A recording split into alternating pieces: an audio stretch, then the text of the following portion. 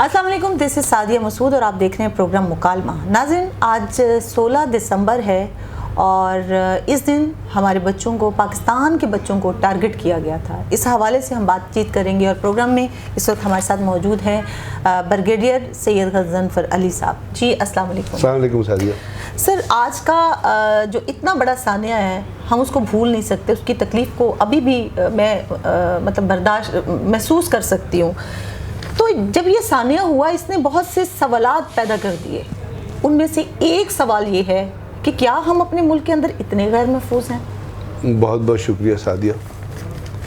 جو سانحے کی طرف جس کی طرف آپ ریفر کر رہی ہیں، تو میری نظر میں، میری دماغ میں، میری میموری میں سے آج تک وہ خون کے چیٹھے، خون سے لپٹی ہوئی دیواریں اور لاشیں تو وہاں سے اس وقت اٹھ چکی تھی جب میں پہنچا تھا، لیکن وہاں پہ پڑے ہوئے چیتڑے، وہاں پہ بچوں کی پڑی ہوئی کاپیاں، ٹوٹی ہوئی پینسلیں، فٹ رولرز، بچیوں کے دوپٹے، وہ آج تک میری یادداشت سے نکل نہیں سکے۔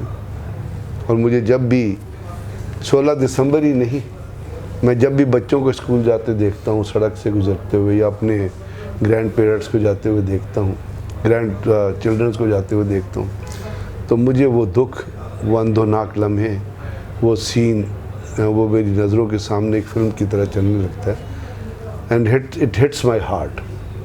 اور کوئی بھی پاکستان میں جو اپنا پیرنٹ ہے، چاہے وہ عورت ہے، چاہے وہ مرد ہے، وہ اس کے دکھ سے آزاد نہیں ہو سکتا۔ اور آپ کو پتہ ہے ایک سیئنگ ہے بڑی فیمس کہ small coffins are very difficult to lift,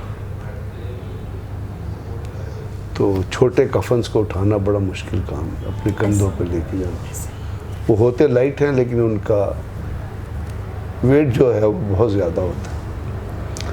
اور اس وقت، اس دور میں، اس حقیقت کی طرف کہ جب کہ ان چھوٹے چھوٹے بچوں کا کوئی کسی بھی چیز میں قصور کوئی نہیں ہے، کیونکہ طالبان جنہوں نے، تحریک طالبان جنہوں نے ان کو ہٹ کیا اور پھر اس کو کلیم کیا، بلکہ کلیم کیا کیا وہاں سے جب ان کی کورسپونڈنس ہو رہی تھی اور ان کی کمیونیکیشن ہو رہا تھا افغانستان میں انڈین ایمبیسی کے اندر، جہاں پہ انگارا نام کا ایک ٹیررسٹ تھا، فائننسر تھا، جس کو رو نے بھیجا ہوا تھا، اس کے اوپر انٹرنیشنل لیول پہ FIR کٹوانی چاہیے تھی۔ وہ جو وہاں سے ان سے بات چیت ہو رہی تھی، اس میں دکھ کی بات یہ ہے کہ وہ لوگ جو ان بچوں کو مار رہے تھے، یا وہ طالبان کے، وہ قرآن کریم کی آیتوں کو کوٹ کر رہے تھے اس چیز کو جسٹیفائی کرنے کی۔ کین یو امیجن کہ جی ان کا لاجک ریزن کیا تھا کہ کیونکہ ہمارے ساتھ ملٹری نے آپریشن کیا ہے ہمارے خلاف، ہمارے بہت سارے وہ لوگ جو ہے وہ مارے ہیں، جہنم واصل کیے ہیں، تو ہم اس کا بدلہ لے رہے ہیں۔ تو اس کا بدلہ لینا آپ نے تو بڑے لوگوں سے لینا، فوج سے بدلہ لیں، رینجر سے بدلہ لیں، نیوی سے بدلہ لیں، کیونکہ یونیفارم لوگوں سے بدلہ لیں نا۔ سویلینز تو کسی طرح درمیان میں آتے، سویلینز کے ساتھ تو وہ لوگ لڑتے ہیں جو ڈرپوک ہوتے ہیں، وہ لوگ لڑتے ہیں جو ڈیفیٹسٹ ہوتے ہیں، وہ لوگ جاتے ہیں جو سائیکوپیتھ ہوتے ہیں، وہ لوگ لگتے ہیں جو دہشت گرد ہوتے ہیں۔ دہشت گردی کے واقعات تو پاکستان میں بہت ہوئے، خیبر سے لے کے کراچی تک آپ اکاؤنٹس کیلکولیٹ کریں، بہت سارے لوگ شہید ہوئے، بہت سارے لوگوں کو نشانہ بنایا گیا۔ یہ کون سی جسٹیفیکیشن؟ دنیا میں اس قسم کی جسٹیفیکیشن صرف دہشت گرد تنظیموں نے دی ہے، یا انڈیا کے اندر جو دہشت گرد قیادت ہے جس کا نام نریندر مودی ہے، اور جو وہاں پہ سب سے بڑا ایک ٹیررسٹ فائننسر بیٹھا ہوا ہے اجیت کمار ڈیول، جس نے یہ کہا تھا کہ ہم پاکستان کے اندر دہشت گردی پڑھائیں گے۔ اور دکھ کی بات یہ ہے کہ وہ شخص جس نے ان بچوں کو قتل کرنے کا منصوبہ بنایا اور فائننس کیا اور طالبان کو پیسے دیے، وہ نواز شریف کے ڈرائنگ روم میں بیٹھا ہوا، اس سے گلے مل رہا تھا جب نریندر مودی نے پاکستان کا وزیر۔ تو آپ کے لیڈرز انوالوڈ ہیں اس دہشت گردی میں، آپ کے لیڈرز، پولیٹیکل لیڈرشپ انوالو ہے اس دہشت گردی میں۔ آپ کے JUI کا کون ہے، اس نے کہا تھا کہ جی ہم نے دھرنا اٹھا دیا۔ بھائی اس کو کیا پتا دھرنا کیوں اٹھا دیا؟ اس کے اس لفظ کا کیا مطلب تھا کہ دھرنا اٹھا دیا؟ تو political leadership is part of this ongoing terrorism in Pakistan. بڑے دکھ کی بات ہے اس کے بعد نیشنل ایکشن پلان بنایا گیا, اس نیشنل ایکشن پلان کو جوتے مار کے باہر پھینک دیا گیا, کسی گورنمنٹ نے اس کے اوپر عمل نہیں کیا. یعنی نواز شریف کی حکومت نے اس national action plan federal government نے بنایا, 3 سال تک انہوں نے نیکٹا کا دفتر نہیں بنایا, اس کو فائننسز نہیں دیے. پہلے جو اس کے ڈائریکٹر جنرل تھے وہ کہتے ہیں کہ ایک دفعہ میرے پاس ایک فورن ڈیلیگیشن آیا تو میرے دفتر میں بے ہوش ہو گیا, گرمی تھی, کوئی اے سی نہیں تھا میرے دفتر میں. تو یہ جو آپ کی پولیٹیکل مس گورننس ہے, اور آپ کو یاد ہے کہ یہی دہشت گرد تھے جس سے نواز شریف نے پہلے بات چیت شروع کی تھی, اور ان کے ایک پریس سیکرٹری تھا, ایک پریس ہوتا تھا, وہ لکھتے تھے نوائے وقت میں مرغوب کے کیا نام, ان کا کیا نام تھا اپنا صدیقی سے, عرفان صدیقی, وہ لکھا تھا دہشت وہ بیت اللہ مسعود پھولوں کی طرح نرم ہے, پھول کی طرح نرم ہے, شبنم ہے, پتہ نہیں کیا کیا, مجھے وہ آج تک وہ اس آرٹیکل کے الفاظ نہیں بھولتے.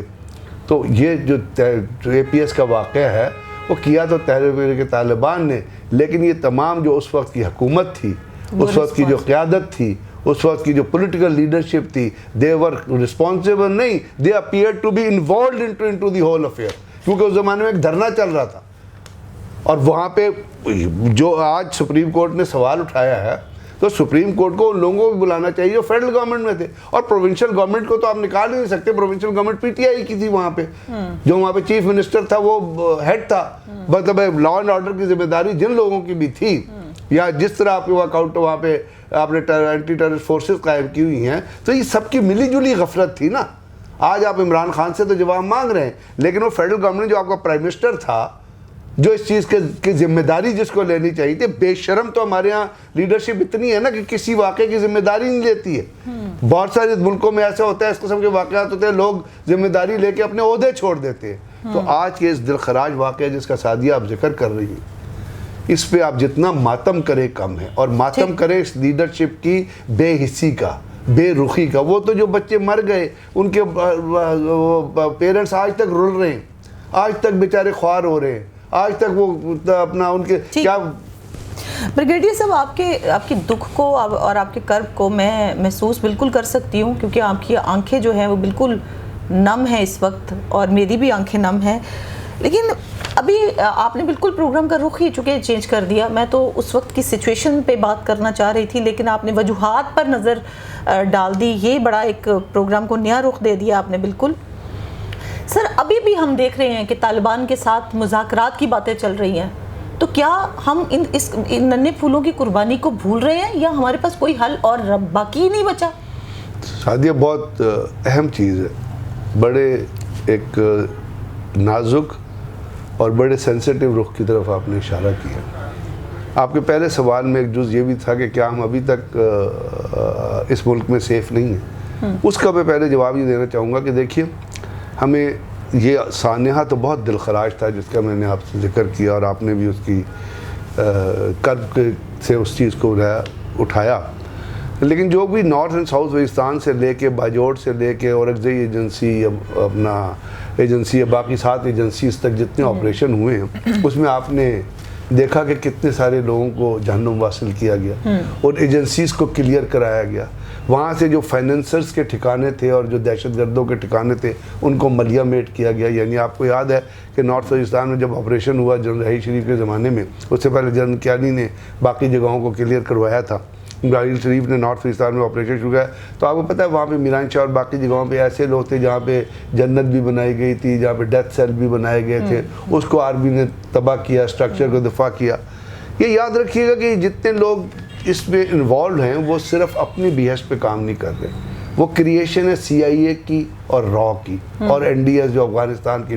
انڈیا نے 14 فورن سفارت خانے میں کلچرل سینٹر بنائے تھے جہاں پہ دہشت گردوں کو ٹرینڈ کیا جاتا ہے. بلکہ یہی نہیں, بدخشاں میں ایک آپریشن سینٹر تھا جو را, این ڈی ایس, سی آئی اے اور موساد جو اسرائیل کی انٹیلیجنس ایجنسی ہے ان کا سینٹر, جہاں پہ وہ لوگوں کو ریڈیکلائز کرتے تھے.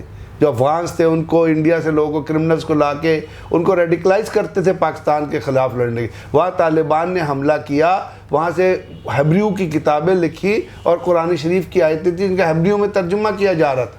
تو یہ ایک پورا ایک نیٹ ورک تھا جو پاکستان میں ڈی اسٹیبلائزیشن پھیلانے کے لیے کام کر رہا تھا. لیکن آج آپ سعدیہ غور کیجئے کہ میں اور آپ آج یہاں بیٹھے ہوئے ہیں, آپ چل کے آئی ہیں, اور کم سے کم آپ کے شہروں میں وہ پیس اور وہ امن آ چکا ہے جو آج سے پہلے آپ کو نظر نہیں آتا تھا، اس لیے کہ وہ آپریشنز ہوئے اور ان کے ذریعے قربانیاں APS جیسی ہم نے بہت ساری دی، لیکن ہم ایک امن کی راہ کی طرف چلے. اور افغانستان کے اندر اب جب سے طالبان آئے ہیں کہ حکومت آئی ہے تو وہاں سے وہ سفارت خانے، وہ کلچرل سینٹر کم سے کم تباہ ہو گئے.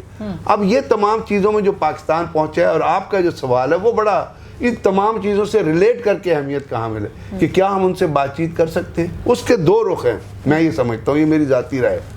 ایک رخ ہے جو ان کی ہارڈ کور لیڈرشپ ہے، جو ہارڈ کور لیڈرشپ ہے، جو ذمہ دار ہے ان چیزوں کو. ایک تو جو دو چیزوں کی ذمہ دار ہے، ایک CIA اور باقی ایجنسی سے ڈالر کھانے کی، پیسے لینے کی، اور دوسری ذمہ دار ہے ان پیسوں پہ بکنے کی، اور تیسری چیز ہے اس بک کے جو اس ملک کے رہنے والے اس ملک کی مٹی سے غداری کرے. مٹی ماں کی طرح ہوتی ہے، جنہوں نے اس سے غداری کی انہوں نے اپنی ماں سے غداری کی ہے. اس سے زیادہ بڑا لفظ میں کہنا نہیں چاہتا.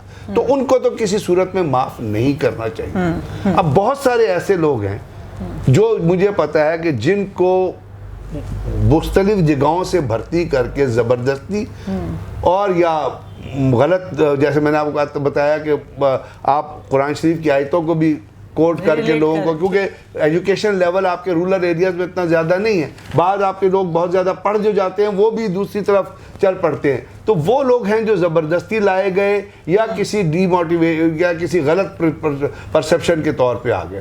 تو اگر وہ کیونکہ فوج نے بہت سارے لوگوں کو ڈی ریڈیکلائز کیا. آپ کو پتہ ہے پنڈی میں ایک ڈی ریڈیکلائزیشن سینٹر بنایا گیا تھا. جب میں وہاں پہ اپنا director counter terrorism Pakistan army, تو ہم جو لوگوں کو وہاں پہ ان آپریشن جو لوگ پکڑے جاتے تھے ان کو لے کے آتے تھے، ان کو مذہب کی صحیح پکچر بتاتے تھے، ان کو ڈی ریڈیکلائز اور بہت سارے لوگ اس طرح کر کے مین دھارے میں شامل ہوئے. انہوں نے ہتھیار پھینکے، انہوں نے اپنی غلطی کو ریئلائز کیا، ان کو ایجوکیٹ کیا گیا، ان کو موٹیویٹ کیا گیا. ان کو یہ پیسے سے خریدا نہیں گیا، یہ تنظیمیں تو پیسے سے خریدتی ہیں نا. ان کو بتایا گیا کہ سچ کیا ہے اور غلط کیا ہے، جھوٹ کیا ہے. تو وہ لوگ جو ہیں ان کو آپ کر سکتے ہیں، لیکن ان کی ہارڈ کور لیڈرشپ کو کسی بھی طریقے سے نہ ان سے مذاکرات ہونے چاہیے، نہ ان کو معاف کرنا چاہیے. ان کو وہ ایگزامپلری پنشمنٹ دینی چاہیے جو APS کے بچوں کو انہوں نے دی تھی. ٹھیک ہے. بریگیڈیئر صاحب، آپ کو ایسا نہیں لگتا کہ یہ لوگ شاید سمجھ چکے ہیں کہ پاکستان کی نبض ہے کیا؟ کوئی بھی کرائم اٹھاتے ہیں اور اس کو اس طریقے سے پھر لوگوں کو موٹیویٹ کیا جاتا ہے کہ اس کو اسلام کے ساتھ، جیسے آپ نے بھی ابھی کہا کہ ریلیٹ کر دیا جاتا ہے، اور لوگ سمجھتے ہیں کہ ہم بہت بڑی لڑائی لڑنے جا رہے ہیں، ہم اسلام کی خاطر گھر سے نکلے ہیں. جیسے کہ ابھی پچھلے دنوں انسیڈنٹ ہوا ایک چھالکوٹ والا، ایگزیکٹلی، تو اس کو پھر جوڑ دیا گیا اسلام کے ساتھ. صحیح اسلام کی جو پکچر ہے اس کو ہم لوگ بھولتے جا رہے ہیں. تو اس کے لیے پھر کیا ہونا چاہیے؟ اصل میں ایک دو چیزیں ہیں. آپ کو پتہ ہے اسلام مذہب ہے امن کا، پیس کا، شانتی کا. ہر جگہ آپ کو لوگوں سے بھائی چارہ، یعنی آپ کا ہمسایہ اگر بھوکا سو جائے تو آپ کو گناہ ملے گا اس کا. یہ لیول ہمارے نبی کریم صلی اللہ علیہ وسلم نے کیا تعلیمات دی. یعنی آپ یہ دیکھیے کہ ایک دنیا کی کتاب تیار ہوئی تھی جس میں 1000 گریٹ پرسنالٹیز آف ورلڈ کو کمپائل کیا گیا تھا، اور وہ کرسچنز نے کمپائل کی تھی. تو ان میں پہلا نمبر کس کا تھا؟ پہلے نمبر پہ دنیا میں سب سے موسٹ انفلوئنشل پرسنالٹی نمبر 1 پہ جو ہے وہ رسول کریم پیس بی اپون ہم کی تھی. اس لیے کہ انہوں نے نہ صرف یہ کہ مذہب کے حساب سے انہوں نے ایک سوسائٹی کا کلچر بدل دیا، ایک معاشرہ بدل دیا، دنیا کے اندر ایک تبدیلی آ گئی. اور وہ سوڈ کے ذریعے نہیں آئی، وہ امن کے، ان کے پیغامات کے ذریعے، ان کی کنڈکٹ کے ذریعے، ان کی جو پرسنالٹی تھی ان کے ذریعے. انہوں نے ہمیشہ یہ کہا کہ ایک دوسرے سے لڑائی میں نہ پڑو. اور قرآن شریف کے اندر کیا یہ آیت موجود نہیں ہے کہ ایک آدمی کا قتل انسانیت کا قتل ہے؟ تو اسلام کی صحیح پکچر ہم کس طرح پیش کریں؟ اپنے اسکولوں میں ہمیں لوگوں کو ایجوکیٹ کرنا چاہیے، بچوں کو یہ چیز رائٹ فرام KG1 سٹارٹ ہونی چاہیے. پھر یونیورسٹیز میں آپ کے مقالے آنے چاہیے، آپ کے جو چینلز ہیں، آپ کی جو ریڈیو، ان کے اوپر آپ لوگوں کو ایجوکیٹ کریں. دکھ کی بات آج یہ ہے سعدیہ، اگر آپ اپنے بچوں کے سلیبس اٹھا کے دیکھیں، ایک جنرل مشرف کے زمانے میں ایک ٹائم تھا، مجھے یاد ہے، مجھے بڑا دکھ ہوا تھا کہ آپ بچوں کے سلیبس کے اندر سے قرآن کریم کی آیتیں نکال دی گئی تھی کہ جی یہ جہاد کی ترغیب دیتی ہے. بھائی کیوں؟ تو یہ جس وقت چیزیں آپ صحیح تعلیمات KG1 سے بچوں کو نہیں پڑھائیں گے جب ان کے اوپر آپ مقالے نہیں کریں گے, جب ان کے اوپر آپ اپنے میڈیا کے ذریعے چیزوں کو نہیں چلائیں گے لوگوں, تو ہمارے ہاں ابھی تک جو فارمل ایجوکیشن لیول جو ہے, لٹریسی لیول جس کو آپ کہتی ہیں, وہ تو ابھی بھی 30-40% سے زیادہ نہیں. تو وہ لوگ زیادہ رورل ایریا میں جا رہے ہیں, ان کو لوگ غلط راہوں پہ لگاتے ہیں کیونکہ وہاں پہ ایجوکیشن اتنی نہیں ہے. فارمل ایجوکیشن شاید ہو, لیکن جو آپ کی تعلیم ہے جس کے ذریعے آپ نے انسانیت کو پروٹیکٹ کرنا, وہ تو یہ ایک ہولسم پیکج ہے. اگر یہ ہولسم پیکج ہماری حکومت ڈیوائز کرے گی, جیسے اس گورنمنٹ نے بھی ایک اچھا کام کیا ہے جس کا کریڈٹ, انہوں نے ایک سلیبس کر دیا, حالانکہ اس میں بڑی آوازیں اٹھ رہی ہیں, لیکن اگر سب کا ایک کامن سلیبس ہوگا تو وہ معاشرے کے زیادہ پروڈکٹیو ہوگا. یا کلاسز کا سلیبس آپ پڑھائیں گے کہ بیکن ہاؤس میں کچھ پڑھا رہے ہیں, روٹس پہ کچھ پڑھا رہے ہیں, گورنمنٹ کے اسکولوں میں کچھ پڑھا رہے ہیں.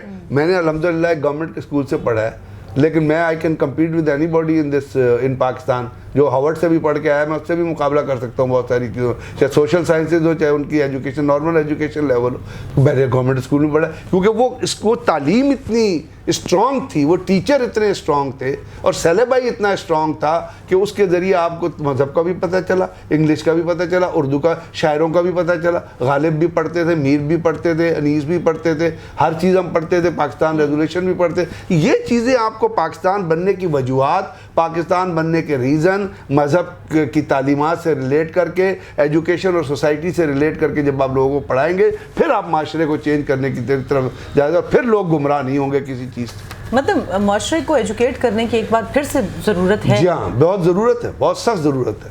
بہت شکریہ بریگیڈیئر صاحب. جی ناظرین, یہاں پروگرام کا وقت ختم ہوا. اپنا خیال رکھیے گا. اللہ حافظ.